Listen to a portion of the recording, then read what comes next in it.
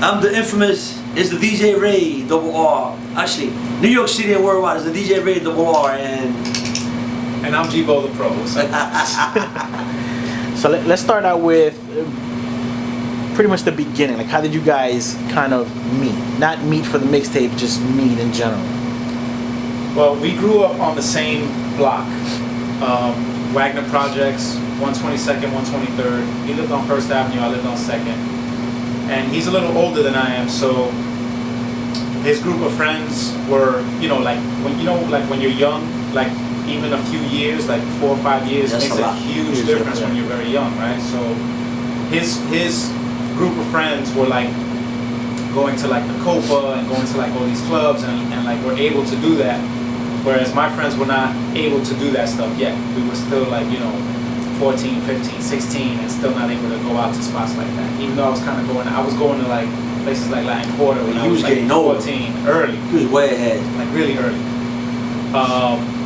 But we knew each other from that world, like, from the block. He was the pretty boy with the big boom box. He was the pretty guy. That was him. He always has that. He was that dude, the younger guy. And he would come on the handball court where we used to hang out. Right. And that's what we went. So we had, like a lot of similar friends. Like, yeah. His brother, Tess Smooth, also was in that group of friends. He, again, younger than Ray. Yeah, he about the same age, both of them. So Ray did not really like hang with him. I'm not gonna hang out. But I hung out with Ted. Like me and Ted were actually closer than me and Ray back then. So at that age, G-Bo, were you DJing as well? At that age, I was DJing. My older brother was a DJ, so he was my first DJ influence. So he was in the service, and he brought home on leave once. He brought home some equipment, 2 turntables, speakers, a mixer, and basically like warned me like, "Yo, don't mess with my stuff while I'm away." Well, of course. Obviously, I didn't listen. But started mixing and started learning how to put records on beat, and he would always preach to me about pitch and this and that, and always and he was a very technical DJ in terms of like mixing, and he didn't really care much for scratching and stuff like that. And he didn't care much for hip hop for that matter. He was like he was way older than you. He was like 11 years older than me, so his musical taste was more like on some disco stuff. Yeah, disco. He was on that. So he cared more about mixing. He didn't think much of scratching or hip hop for that matter. Did you hear of him DJing when you were? Actually, no. He was just the guy with a good-looking little kid with a boom box. That's it. So how I knew he liked music, but I didn't know. How did you guys kind of come to this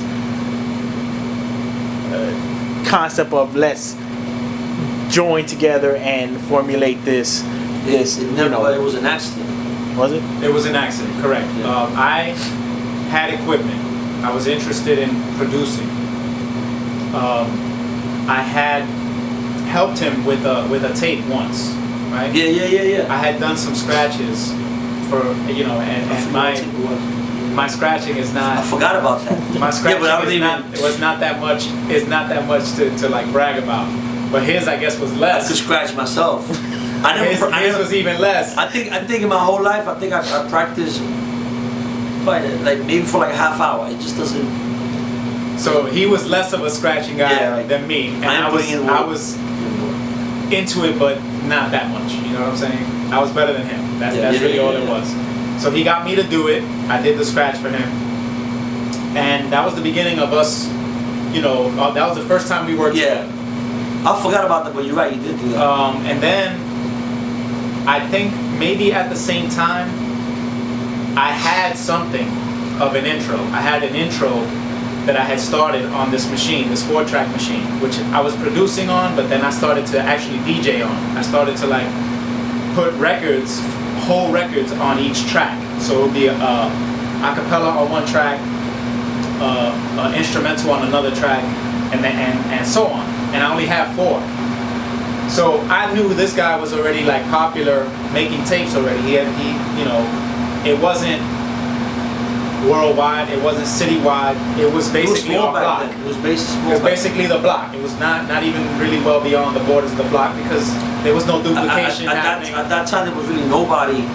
Maybe Kid Capri, maybe was kind of. We were not aware of him though. Yeah, I but certainly was not aware. well, I mean, I kind of went a little bit. You know, I was making tapes already at that time, but it wasn't the way it is right now. Like, I wasn't in that world anyway. I was into house and freestyle. Right. So he was doing house and freestyle tapes, Yeah. and they were popular on the Yeah. block. Around the way, there was a guy named Smiley Yeah. who was making tapes, and his tapes were very popular. He was a club DJ. He was DJing at like Morocco, El Morocco, and all these places. So he was very popular. Also, the early influence to this guy was a guy named Ozzy who lived in Wagner. Yeah. Also, he was like one of the DJs, and there was house parties and all of that. So he influenced us a lot. Also, Yeah, because Ozzy, what I saw, I started back when I was like 12, 11 years old, and I found myself doing. You see pictures of of the parties in my house, my parents would do, and I always found myself, you know, putting the records on, basically what I've been doing. On one of those things that you go like that and the record drop, La literally Raviola. like that. Official BSR. That's what the thing was, and I was found myself doing it. They always either told me to do it or I just did it. with the little hook that would hold the record up, and then it would fall. That it would fall. So I found myself already DJing for like, you know, in a way, for older people, whatever. And so, what he said about influence about Ozzy, it's not what he was doing, DJing per se. It's I never seen the equipment. So we about the same Ozzy, so we did like a house party, or in the that was popular back in the day like that, in projects, whatever. And I was in shock. I'm like, what the fuck is that? So I think I was like 13, 14 years old, and as soon as I got my site, what is it, Summer Youth Employment check, I bought me some. Yes, I bought me. I bought me SBL 101s. I bought me 2 of those, and I started buying records and all that, and started getting into it. But I was Ozzy, man. Ozzy just. Yo, he was like my age, man. He had the Gemini speakers and he had equipment and mad plates. He was like mad young, you know. So he having all of that, right? Yeah, and with Smiley, I would ask him to make these tapes for me because he was a popular DJ, real dope. And we would go to the Fun House and the original Boy 96, when it was Boy 96, the year Raul, back in the day. I was 17. And they'll play these songs there, and I wouldn't know. I didn't know the name of it. I didn't know what a violin thing. Back in that time, guys wasn't trying to tell you what the name of the song was. They was would a cover secret. it. So I'm not gonna go bother with that. So Angel, he knew them, whatever. Even though he told me, he's like, you know, he did it so as yo, make me a tape. But that's what he made me a tape. We set it off for like about half hour. That song came out. That song really changed a lot of things for me. That song really got me into. Set it off straight. In '83. I couldn't stop listening to that song. That record changed. That record changed the game. Basically. So what happened was he kept making these hits for me, and after a while, like I'm not liking the way he's playing that, and then I started like just let me stop pausing it, and that's when I started going in my own direction.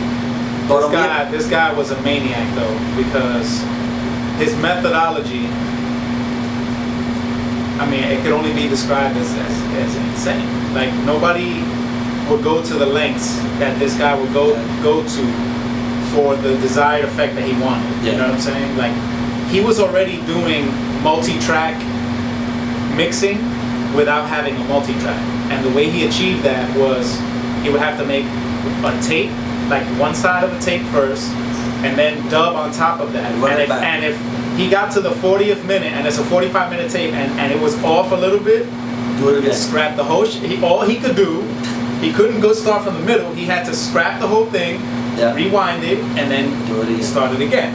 Like, you could only describe that as like somebody who's like... I was looking I didn't know a 4-track existed. Right, he didn't know that existed. What happened with him and me was that, I have a different version of it, but my side of it, I didn't know. It's funny, you made me realize that you did have that stuff. I didn't realize that. So he was doing that already. What happened was necessity's the, what is it, what's that thing? Necessity is the mother of invention. So what happened was, that's perfect, what happened was that I had 2 parties one day. Him and Ted, they were on the outs. I'll We forget- were super like tight. Me and Yeah. Ted were like a team. I don't know what happened. To this, I don't know. I never asked. I don't know what happened. There was nothing specific. But anyway, It but really wasn't. It just is, you know. right. But anyway, so what happened was I had 2 parties to do. So I forget. I had committed to one already. It was a situation where I needed him to play at the other one, and I think I had my brother's set, and then you took your set over there. That's what happened.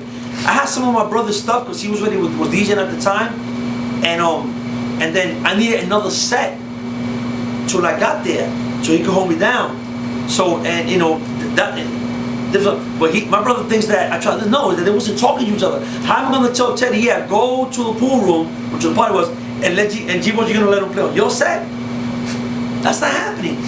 And now so that's what happened. So I tell this guy, that's it. He went to 86th Street and 2nd Avenue. It's called the pool room. I don't know if it's still around. And he was holding it down till I got there. Okay, and besides the little part that we worked on together, that was like, yo, this kid, like, you know, like I like his, you know, I like his vibe. Like I looked at him different. Like, oh shit, this, you know, okay, he's serious about this. And that's when I went to his house. Oh, and I saw that machine. I'm like, what's that? When you tell me what it did, I'm like, okay, all right, check it out. We're gonna do it and take together. But I showed him. Yeah, he I showed me. him. I bugged out. I showed him what I had already. Yeah. Tascam. It was a Tascam 644. Yeah. Tascam 644, and I showed Yeah, he him. already had it done.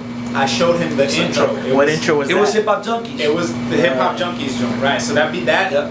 you know, that was the beginning of number 9. Actually, that was Yeah. it turned into the beginning of number 9 And it's funny because I already had a mix with that myself. because those were popular records at the Yeah, time. So so the Latin Rascals would, you know, like there was one particular mix that like I hear to this day and it still gives me chills. They play Run DMC's Rock Box. They did a version of it where they play keys on top of it. I don't have the thing staying like that. You see, now he playing me. Wow. Yo, this is so Speaking of Run DMC, There you go. I don't know if the camera can catch that. These are Run DMC Christmas and Hollis Adidas. You know. Alright, so not to jump ahead, but right, so you're talking about these DJs playing keys on stuff, and now This really was in what the you- 80s, This by is the the way. 80s. That was the right? 80s, Oh, so- this is not even this It's is not right even the my time era, right no. before Yeah, you this is my guys. era. This is before our era. Now it seems, you know, if I have $300, I could go on eBay and get Serato, and now I push a button and stuff See, but plays. it's not that simple. It's really not. You could buy all the equipment. What you end up with as a result, maybe trash, maybe not good at all.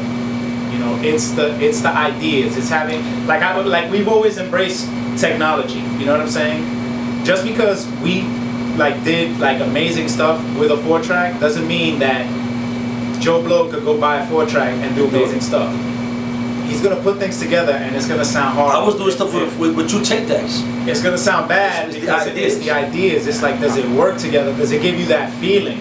Yeah. You know, ultimately we were trying to achieve a feeling, like a oh shit moment. Yeah. Like holy You know shit, what- they you know- did that. And you know what's funny about You got that? a lot of that, though. My influence with That the Latin shit. Rascals, and you might think, I mean, they influenced me, but my biggest thing for those guys, the creativity, the animal, I'm a little older, the animal kicks you, the mixes.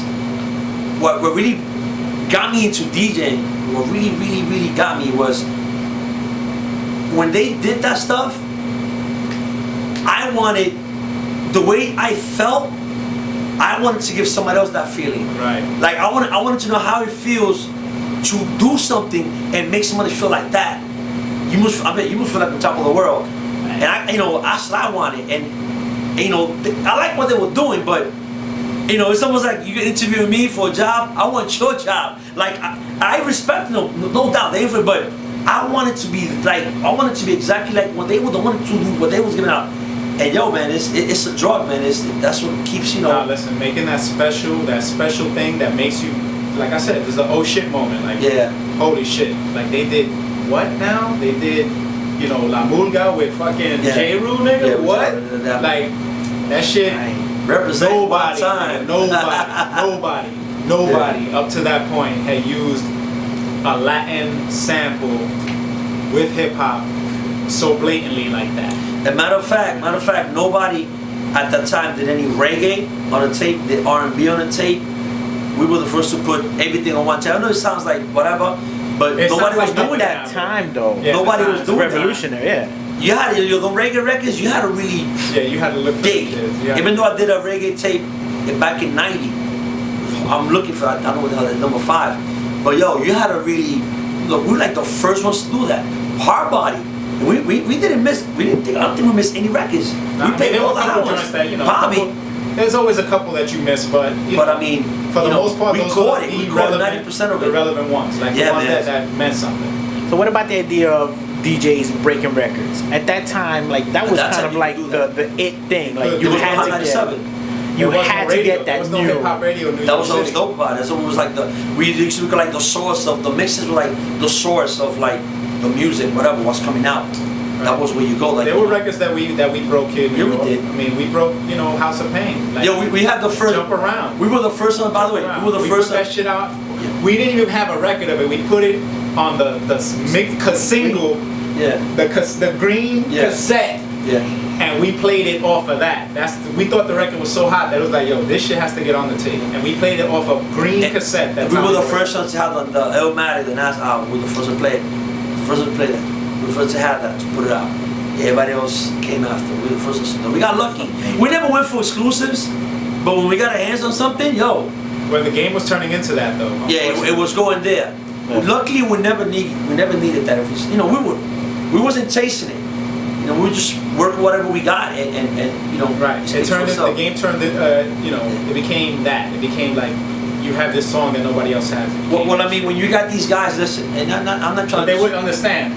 They were coming at it from a perspective of, well, we're not as talented as these dudes. Exactly. That's So what I'm saying. they have to What are go you with gonna- what another are- angle. What are you gonna do? The other angle is Scream, like.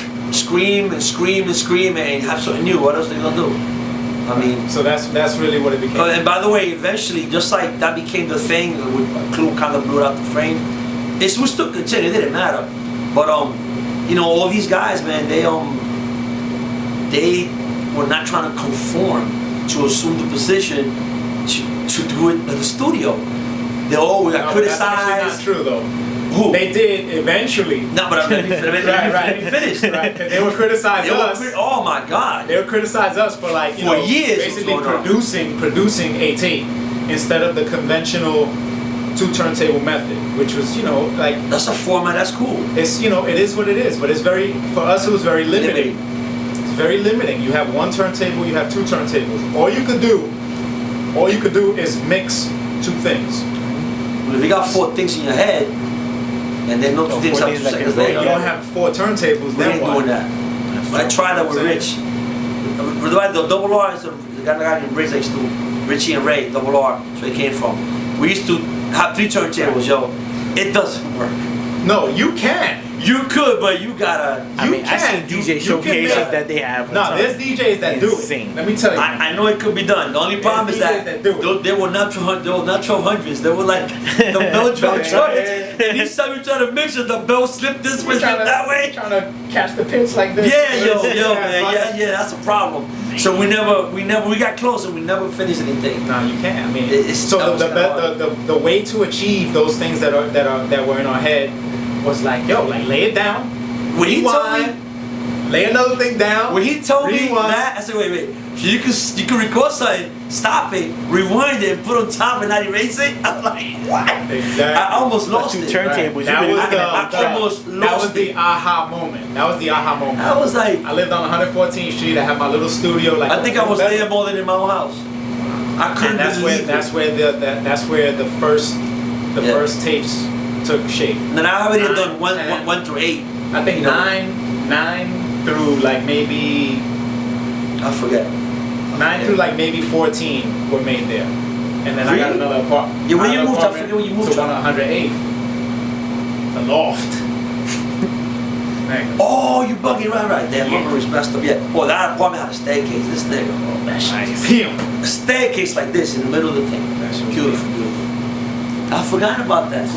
So, you pretty much answered one of the questions, which is you're DJ Ray, G-Bo, where did Double R come from? Yeah, well, yeah. I always thought growing up that It was 3 people, or more than one. Well, no, that both of you maybe were named Richard or Ralph or Rick. Very good. Right, Double R was Richie.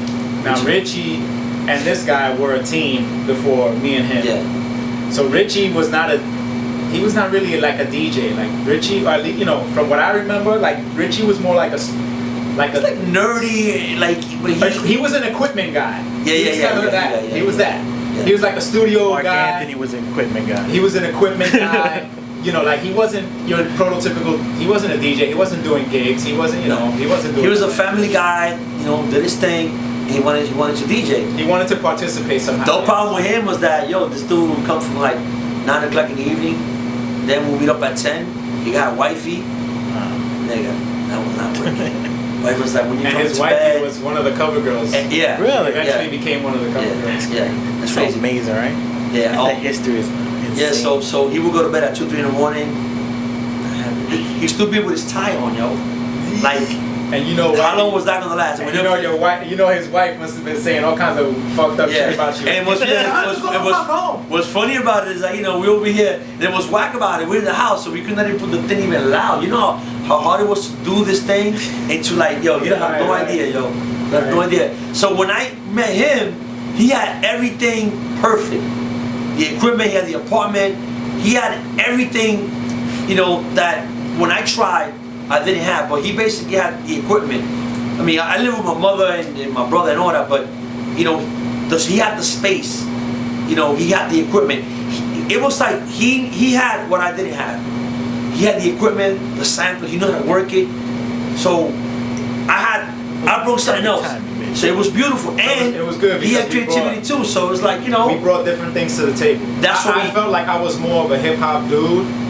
Like that was kind of my thing, and I knew obviously how to operate the equipment. Yeah, I knew the limitations of the equipment. Yeah. I knew what we couldn't do. I knew this, I knew that, and then like he brought the mixing. Like how he could apply that mixing that he did so well with the freestyle in the house. Yeah. Bring that shit to a hip hop level. Yeah, because I'm like a butterfly, I jump around.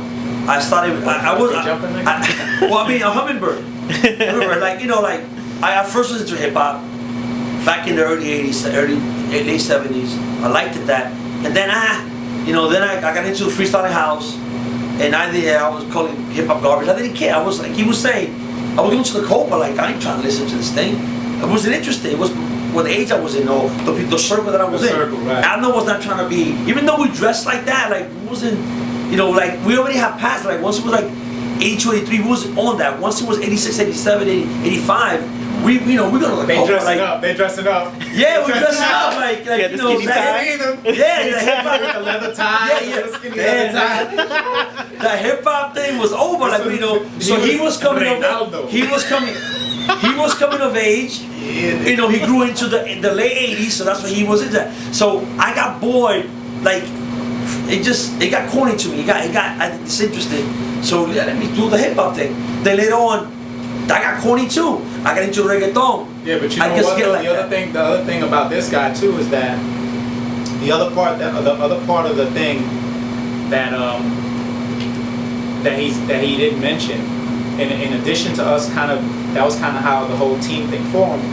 He was also dared because there was somebody at one of the tape stores. Yeah, there was a store called Double Sounds where Angel was the king there. He put me back. Angel was the guy. Angel was selling mixtapes. Man, early 80s. We're talking early 80s, yo. I know. Listen, Capri's the greatest DJ in the world, no doubt. But Angel was already doing that. He's selling it. That concept, the whole thing is like, you gotta understand. It didn't exist. There was no market. The market did not exist for that. Nobody was thinking about it. I'm gonna make 100 mixtapes today and I'm gonna sell these shits, because you couldn't even conceive that. Nobody was like. I mean, people would take KTU and record it, and but nobody thought of like, yo, why don't I just buy the records and make a tape? At least for me, that thought is crazy. It's like the guy that invented the wheel, like. You know what I'm saying? Like, you know how long it took them to invent the wheel, yo? Like, it should have been invented a long time right away. That should have been the first invention. Like it It was no. It didn't click. For some reason, it just didn't. You know. So that's what happened with that, man. Like, I lost my train of thought. Somebody dared you. Double sound. Oh yeah, Angel put me in the store. They like my stuff, Hustle Freestyle, and I remember my brother and Test Move and somebody else. They were making these hip hop tapes, and we was talking. It's like, yo, you can't beat your brother. You can't like mess with it. You can't mess with hip hop. Basically. And understand, at this point, hip hop is now starting to It's starting to like come up, like early '90s, like late '90, early '91. Like it's starting to. We're talking like starting to like really like. It was like '92, around there, like early '92. Remember? No, because our first tape was in '91. Was '91 even better? Right. It was like what? So it's early in '90 because we didn't September. Even better, '90. Better. So well, actually, I went over there in '91, like early, like we didn't tape in September. Right. So early in '91, I went to take number 8.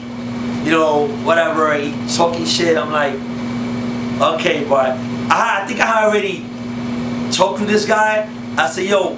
Right, the relationship had already started. Yeah, I'm like, my man, because I keep hearing this hip, but you know what? That's exciting. Like, that's like a pilot. Like, you know what? I was getting, I got 8 tapes of free. I was tired of it. I'm like, you know what? Okay. So you know what? I'm gonna come back in about a month, and I'm gonna do something that isn't gonna change the whole thing. It's gonna blow your way. He started laughing. Elvis, I was saying, Elvis started laughing, and that was like the store. It was called Double Sounds to be in. They were a car audio store. And I came back a month later, and he was just floored. And that was 9. Number 9. He was like, that was it. So how long you guys kind of create the concept at that time for like every mixtape? Because how far in between you guys? Because we would go like every 3 months trying to find. Every few months. Let me explain that. Well, that comes from me. Because I was already making tapes, so it's not really his fault. He wasn't doing that, so I already have a concept of doing it. Well, the way I did it, and he kind of went along with it. Thank God. I mean, he went along with it. So I would make a tape when there was enough records to make a tape, that I liked to make a tape. So that's why we didn't know we was gonna make another tape. Whenever there were 30 records or 40 records that we liked, that's when we made it. We wanted to get paid, but we wanted to make something good. And then the money, like we didn't care how long about quantities, quality. We had to feel these 30 records. We had to agree with it 90% of the time. We both agreed with it. And it didn't happen. That's why number 14 took a long time. There were no records, so 14 we did number 13 in July, and it took all the way to December. There was nothing. 14 had halftime. Yeah, halftime. Yes. 14 was a good tape. 14 had Trinidadian on it too. So that's the whole formula with that. They gotta be these guys. Get a whole bunch of records together. Count. The beats per minute. Yeah. Shit like that. And that's like a way that I did it, where some records talk about the same thing. It's something like it's a formula you kind of do, and that's why it flowed like that. Like it wasn't slapped on. Like it was very thought out. Every second was thought out. It's not that record when that chorus ended. That other one better come in right there. Right. And it took these guys a long time to figure that out. It took them a long time. We would even, if records, let's say had a break that was too long, we would shorten it. Or we would cut people out. Like, let's cut this nigga out. Because what we was doing, again, it goes back to the thing with Angel. Angel was making these. I'm like, yo, Daddy should have cut it here. So now that machine, I'm like, nah, cut that. So we would never accept. Just because the record was that way, we were no longer nailed to that. Like we didn't just have to rock with it just because that's the way it was. And that type of we thinking, had the power to change the approach, the thinking approach of it was no, because that way you free yourself. You don't have to accept what everybody else is doing. Like those are the rules. Like nah, like we do whatever we want.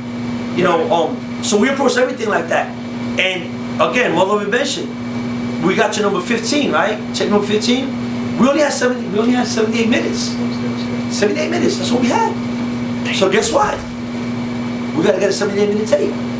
So we discovered this place. See that? You see that? Not accepting. Not accepting. You either buying a 60-minute or 90. It's like, Right. why do we gotta? Why do we have to? Right. Why is there no in between? But even better, why we gotta do that format? 90-minute. Why? Who invented that?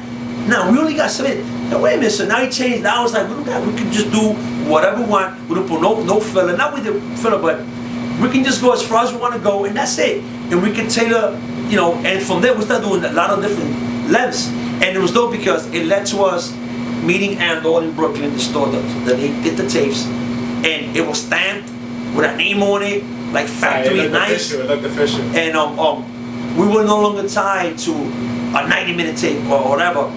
We just, you know, put the We amount made of a time. custom length. Yeah, custom length. Yeah. We made custom length So tapes. it was and that, more- that actually had a couple of side effects, right? The one good side effect was that you couldn't really properly bootleg it, Yeah. right? Because you're gonna have one side of it, and then you're gonna have a lot of empty space, and then it's gonna be like very Yeah, because awkward. the way those machines work is that when you on the text machine, the fast one, it records both sides right away.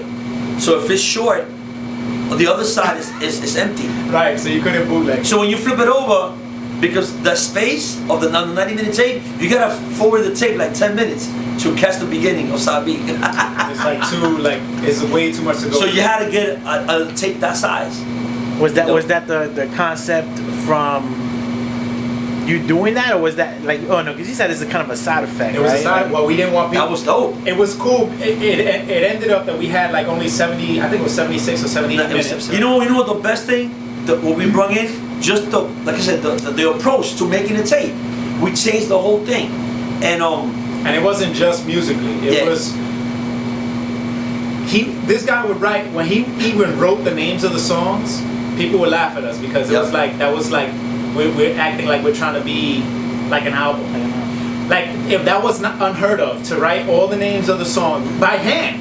Yeah, It was unheard of to do that. yeah, because when I was doing the House of Freestyle ones, there people have like a certain like thing where they want to see the songs. You know, it's a different customer. So I'm like, let's do that for that. And I would literally, like you said, Literally. and one I'm like, yo, why don't you just make one good copy of it, run it, and then started doing that. And then eventually it went to, It evolved. That part evolved. Like Yeah, that turned and into like we're gonna do it on Photoshop. and he started taking it to another level, this guy with the artwork. With the stickers I started and just black artwork. and white. He's that very good artistically. It went, and that was the marketing of it. Like, we changed the rules, like, and it was laughable. Everything we did. You know what? Everybody went our They way. followed. They Or you had, get left they had behind. no choice. It's They had over. to follow. They had to follow. They had to conform. So from all the mixtapes you guys did, right? Earlier you were saying that you guys had to kind of agree like 90%. What was like the one song that one of you was like, yo, this is hot, and the other one was like, this shit is garbage? There was- I can tell you one song that I did not get the moment I heard it. The moment I heard it, I didn't get it. And this dude was telling me, my dude, that Really? song, I usually you mess up. have to put, you have to put this on the tape. But I didn't get it. Like for some reason, and I'm embarrassed to say, Get out of here. I'm embarrassed. Because honestly, he's the one. He used to be more like you know, it told me like the Chronic. That album, I ain't like nothing until I saw the damn video. Me neither. Oh, see, and then it's like, yo, then the whole album was dope. Yeah. But what's the song? Because this is gonna be funny. I didn't remember. Mary J. Blige, You Remind Me. Really? The You very freaking first time I serious? heard that song, Wow. You the very remind me. first, because Wow. it was the first Mary J. record, and I'm Wow. like, what? The We first are couple, arguing about it. I was like, what That is so song. fucking special about this fucking song? Like this shit is not This it. is dope. And then all of a sudden, that shit just smacked me. You know, like, and oh, I'm looking hey, for, I'm like, I'm looking for the version of that one. I can't find it nowhere. Of that particular version of that we play. I don't know where it's at. I look at Wow. the internet, you can't find it. wow. That version you can't find it. So let me tell That you, record. embarrassingly enough, and I'm, you know, whatever, I can say it now. No, we That both was had. one of the songs that Ray insisted. I don't really recall it. insisted. I don't recall it. And I was like, yo, my dude, like, what is so fucking special about that song? this is before Mary J became like a fucking phenomenon. I mean, she was just like some regular R&B chick, like, I look just at like, this. I like the song. I Look heard at that. this. I And then it remember. was like, holy shit, my bad. My bad, Mary. My bad. But that was one. That's one I could think of. That. There was a song that we argued, I think, on the Trends and Culture album. That's the only one I remember. It was Set the there. Run. Trends of Culture. Oh, and That's coming. Grand Puba. Remember the Grand Puba album? There was some song they were arguing about. I forget what happened though. I forget what happened. The Grand Puba, there was one song that we argued about. I remember. I don't know. I forget what it was though. This song getting naughty, the whole way getting naughty, something like that. I remember. You didn't like it, I liked it. I don't think you got on. I kind of had the final say because you know what? Guy, just shut up, man. Whatever. But that one didn't get on, so he won. He won that one. So now you guys have these sections of these mixtapes that are considered like untouchable. No one's ever done that, even to this day. As far as like stuff like the Blends of Fury, you know, people were literally like waiting. Like I would wait for like the next tape to kind of see if you guys were gonna do that stuff. You know, and that in the intros, like aside from maybe Doo-Wop that was doing the intros, rapping, you know, intros were accidental though, like in a way, because it's like we kind of started it with the whole hip hop junkie shit. The intros started from again 1 through 8. If I show you number 6, you'd be like, oh shit. It's basically number 12 and number 21, the R&B. There's a lot of mixes that are there, but the intro came from again House and Freestyle. They give you the dub and acapella. Right. And it's me. So you making me, it's double R, you know, I was nobody. You know I'm gonna do something with it. So I would do these intros because again, when people would do a show, when people they would do some extravagant thing. So me being creative like that, like, and wanting to be like that, it just be in my head. I don't know where it came from, but I would always have something. So again, I took all those things from House of Freestyle and I applied it to a thing. Just like I applied it to reggaeton and to dembow, the same thing. I just apply my feeling the way I do it. I don't care which way they're doing it. I'm gonna do it this way. And the other thing about that is that back in the early '90s, actually back before, he's a little younger, like I said. You didn't want to sound, even though that was the format to talk. And to me, I look at it like I'm biting him. I'm biting from him. I don't want to say what he's saying. I don't do it like that.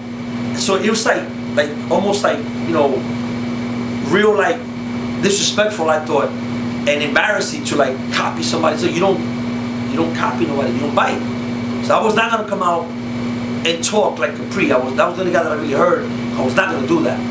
So you know, I got my own way of doing it. I'm gonna go after him.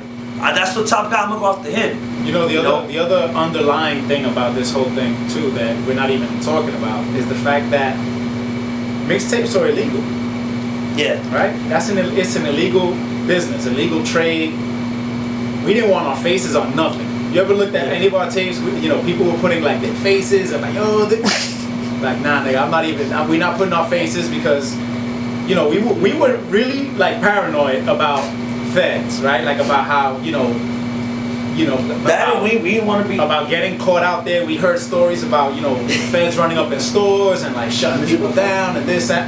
And I was like, yo, these niggas ain't coming to my house, me, and like, you know, shutting my shit down. Like we had like factory already. We already had like 100 tape decks going at the same time. Like they shut that down, we out of business. The other thing too, it was also dangerous. Like I also like the fact that I wanted to have the best of both worlds. I wanted to be able to walk in anywhere, and I like the fact that they know who I was. You like the anonymity. Yeah. I like to walk in, it's like they don't know who I am. They're talking about me, good or bad, and like I want the attention. I want to be felt. Like he's out there, you know, and that's just me though. You know, I just wasn't into. I didn't care about the fame like that, like the being known like physically. Like, there was a movie. I forget. Was it Serpico? I forget whether it was Serpico. There's a movie, right, that they invite all these people to come pick up tickets for a Yankee game. Right, I want to say it's Serpico. I'm almost positive that it's like Al Pacino, right? What? So they invite all these people, right, to pick up these Yankee tickets, and all these motherfuckers are like, oh fuck, you want Yankee tickets, man? So they go, they sit down, right? And you know, so somebody comes up to address the people that came for the Yankee tickets, and basically said, okay guys, show the wallet. You guys are all under arrest. And it was a scam to get all these people that had like warrants out and it was always the word like Warriors. So yo, the reason that we didn't go to the very first mixtape awards, no way. the Justo Mixtape Awards way. was for something like that. It was because matter of of- the You thought it fear. was a And setup? matter of fact, I thought it was a setup. and yo. matter of fact, yeah, we did it I was a setup. swore to God And that matter shit of was a fact- setup. I'm like, and matter man, of you fact- ain't getting me. I'm Y'all gonna niggas ain't getting listen, me. I'm gonna give Clue his due. I'm gonna give him his due. But we were gonna make. We was gonna put a CD out. We have to. I give Clue. You had the balls, dude. We just couldn't do that. Like that's a CD. Did you try that at that time? Oh, we were gonna do that It too. was 25. We were gonna do that. We Put were it on gonna do CD. Put it on CD, yo. He was the first one to put a CD out. We could have done that. And that week before. Way That's what I'm saying. But we We could have done that way before, but you That know was what? The crazy. technology It was- wasn't yeah. even there so that you could hear the whole thing seamlessly and still be able to go through the tracks. That technology did not exist.